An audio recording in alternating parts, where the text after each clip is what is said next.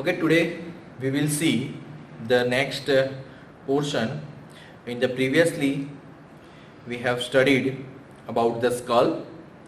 We have studied the norma verticalis from the superior aspect, occipitalis from the posterior aspect.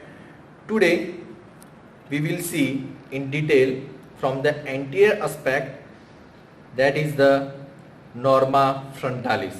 Okay, so in the norma frontalis what we can see? So in the norma frontalis we can see the frontal bones. Okay, so this is the frontal bone. Second, we can see the next bone, that is a maxilla that forms the upper jaw. Okay, this is the nasal bone, right and left nasal bone that will form the bridge of the nose. Zygomatic bone, this is called the zygomatic bone. Mandible that forms the lower jaw.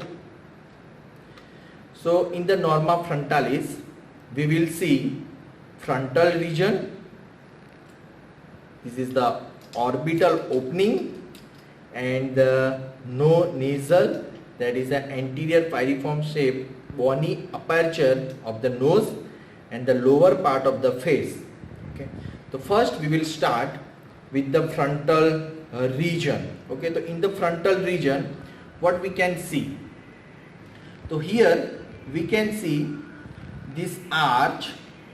Okay, this is the supraorbital margin. Above the supraorbital margin, this is called the superciliary arch, that is rounded curved elevation. Okay, above the medial part of the orbit on the both the side. So this is called the superciliary arch. Okay, now second, what is glabella? The glabella is a meeting point. The meeting point of the two superciliary arch is called glabella. Okay, so that is about the glabella. Third point, that is called the nasion. Now what do you mean by the nasion? Nasion is a median point at the root of the nose where the internasal suture that is present in between the right and left part of the nasal bone that meets the frontonasal suture. So here you can see this is a nasion. The nasion is the meeting point of the internasal suture with the frontonasal suture. Okay, last, that is a frontal tuber. So this is a frontal tuber or the frontal eminence, okay, above the superciliary arch on both the sides. It is more prominent in female and in children. Okay, so in the frontal region we have seen superciliary arch. Second, we have seen the glabella. Third, we have seen the nasion, and last we have seen the frontal tuber. Now we will move towards the orbital openings. This is a orbital opening. It is a circle, okay, that is opening in quadrangular in shape, bounded by the four margin. Okay, this is the supraorbital margin that is formed by the frontal bone. Okay, here you can see there is one foramen or the notch that is at the junction of lateral 2/3 and the medial 1/3. That notch is called the supraorbital notch or the supraorbital foramen. Okay. Now infraorbital margin, that is formed by, this is a zygomatic bone laterally and this is maxilla medially. This is the infraorbital margin.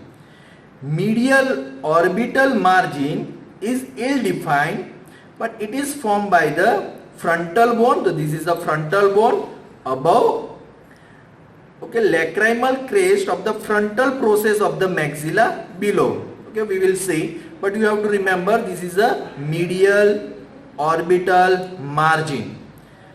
Fourth, lateral orbital margin is formed mostly by the frontal process. This is a zygomatic bond.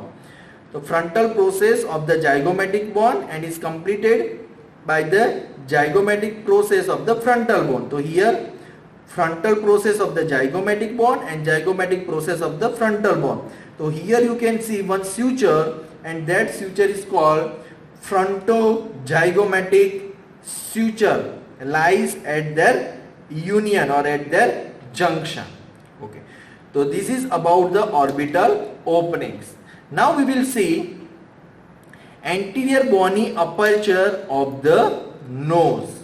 Okay, so here you can see actually the nose is a partly cartilaginous and partly bony. So the bony part we will see. So what we can see, the boundaries, the above, that is formed by the lower border of the nasal bone. So this is nasal bone. Below by the nasal notch. Okay, so this is the maxilla bone. Okay, the cartilaginous part we cannot see here. Now what are the features? Okay, so here the articulation of the nasal bone. So here we will see the two sides of the bridge of the nose, that is formed by the right and left halves of the nasal bone, that is connected with each other at the internasal suture. Posteriorly there is a frontal process of the maxilla. So here this is maxilla bone, it is going towards the frontal bone, that's why it is called the frontal process of the maxilla. Superiorly with the frontal bone, so here the frontal bone at the frontonasal suture that we have studied. Inferiorly the upper nasal cartilage, that we talk about the cartilage. Okay, so here that is the inferior articulation. Anterior nasal spine is a sharp projection at the median plane. Okay, so here that is the anterior nasal spine. Okay, third point, okay, that is important point, that is the rhinion. What do you mean by the rhinion? The rhinion is the lowermost point at the internasal suture. So internasal suture, this is the internasal suture. The lowermost point is called the rhinion. Okay, so here you can see the nasal bone is one of the most commonly fractured bone of the face. Next is mandible, and third is parietal eminence. Okay, so first most commonly fractured bone is a nasal bone, second mandible, and the parietal eminence. Now we will see the lower part of the face. Here you can see the maxilla, zygomatic bone, and the mandible. What about the maxilla? The maxilla contributes, this is the maxilla bone. Okay, it forms the large part of the facial skeleton. Okay, so here you can see what is present in the anterior surface of the body of maxilla.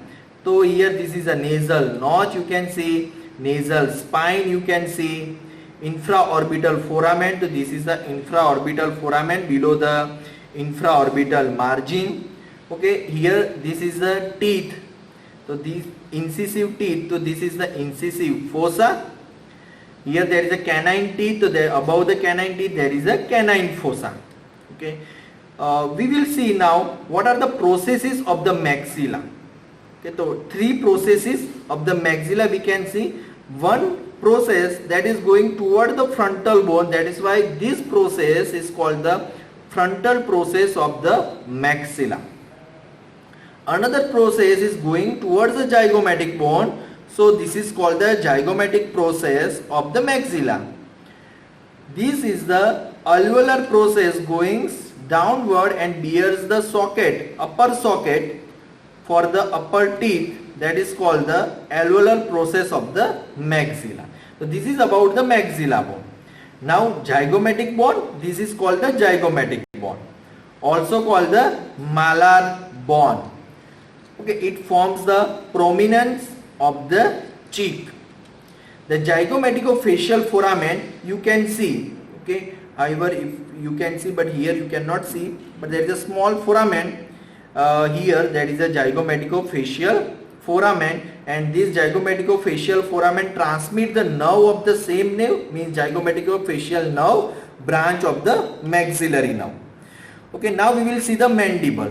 Okay, this mandible you will study in the detail, but for the norma frontalis we will see the overview of the mandible. So here the upper border of the maxilla, or you can say the mandible, forms the lower jaw. The upper border or the alveolar arch lodges the lower teeth. Lower border, this will form the base of the mandible. Middle point of the base, this is called the mantle point, or you can say gnathion. G-N-A-T-H-I-O-N, gnathion. Point on the angle of the mandible. Okay, so here this is the angle of the mandible. This is called the angle of mandible. The anterior surface of the body of mandible, they present, this is the two halves of the mandible fuse. This is called the symphysis menti, but this is not a secondary cartilaginous joint because it is a misnomer. Okay, here you can see the mantle protuberance. Okay, so you will study the mandible detail in the separate tutorial of the mandible.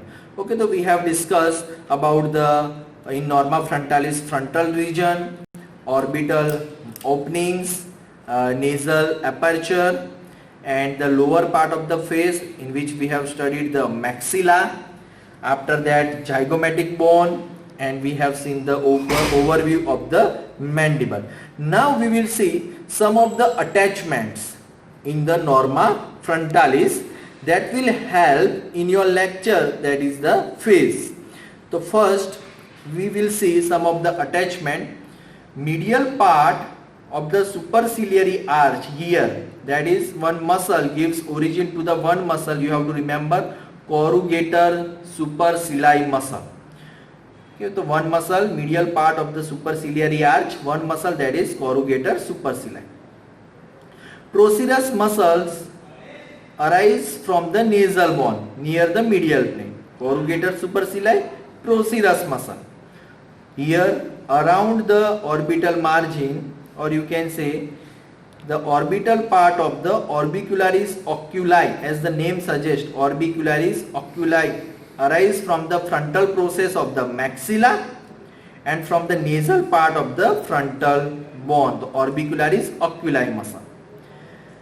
Another muscle, that is called the levator labii superioris alae aqua nasai. Okay, this is the longest name of this muscle, and this arises from the frontal process of the maxilla. Okay, so here in front of the orbicularis oculi. The name of that muscle, I am repeating, levator labii superioris alae aqua nasai. Another muscle, levator labii superioris, arise from the maxilla between the infraorbital margin and the infraorbital foramen. So here levator labii superioris. Here levator labii superioris alae aqua nasai, levator labii superioris. Another muscle, levator anguli oris. Okay, as the name suggests, it is somewhat related to the lips, okay, or the mouth. So here levator anguli oris arise from the canine fossa. Another muscle, that is nasalis and depressor septi, arise from the surface of maxilla bordering the nasal notch. Okay, that you have to remember. Another muscle, that is incisivus muscle. Okay, that is arise from just below the depressor septi muscle. Zygomaticus major and the minor, as the name suggests, zygomaticus major and minor, that arise from the zygomatic bone. Zygomaticus minor medially and zygomaticus major laterally. Last muscle, that is a buccinator muscle. Okay, that it will be arise from the maxilla, okay, opposite the molar teeth, and it forms the pterygomandibular raphe. That will you will learn buccinator very well in the mandible. Okay, that is about the all the attachments. Now which are the foramina and the structure passing through it? Here this is the supraorbital foramen or supraorbital notch that transmit the supraorbital nerve and vessels. Infraorbital nerve that will transmit the infraorbital nerve and vessels. Okay, that is about the all the things about the norma frontalis. Okay, so simply go through it and read. Okay, thank you so much.